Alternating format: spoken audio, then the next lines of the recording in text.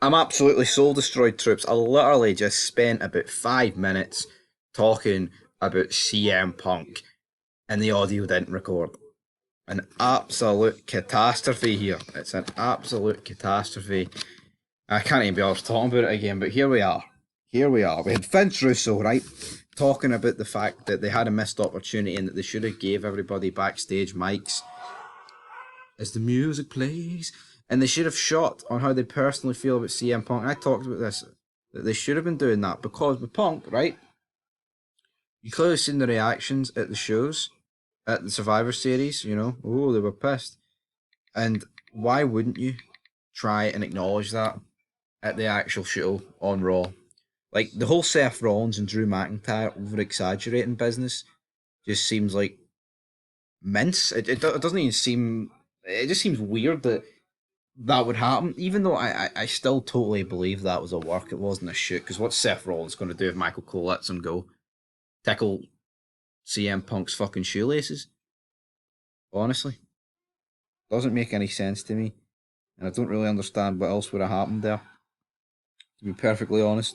But with Vince Russo, I agree. Like we should have seen Randy Orton. Rhea Ripley shouldn't be the one to call out Randy Orton and be like, "Oh well, look, CM Punk returned and he took all of your thunder." Like Seth Rollins had the beef with him, Drew McIntyre had the beef with him. They were both in the same promo, and there was like zero mention of CM Punk. Just an absolute catastrophe. An absolute catastrophe. Honestly, don't get it. Do not get it one bit. Not in the slightest about what was going on there. Then you've also got other people like Wade Keller here talking absolute mince, saying one wrestler said this, another wrestler said that. I mean, honestly, Wade, it doesn't matter what all these wrestlers said, because what you're saying is totally made up pish. Because like, oh, but it's my sources. Like, see here in Fog Wrestling, right? We could make up shit like this, and I've talked about this previously. Like, there's no proof. It's like Wade Keller, or was it Alvarez, talking about back in 2002 or just before 2000. I think it was the end of 2001. He said McMahon phoned him and wanted to know his opinion on how a brand split would work. Vince McMahon whipped out his phone back in 2001. God damn it, Wade Keller, you're a mark. Damn it.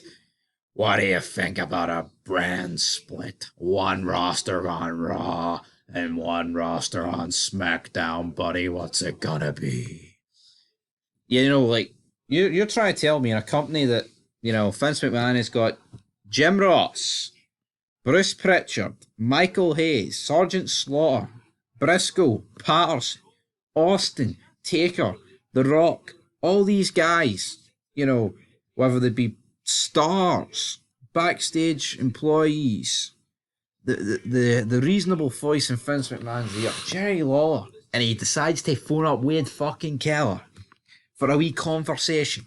It's ridiculous. But about CM Punk, he wants to put the water under the bridge. That's why he didn't reference AEW in his promo.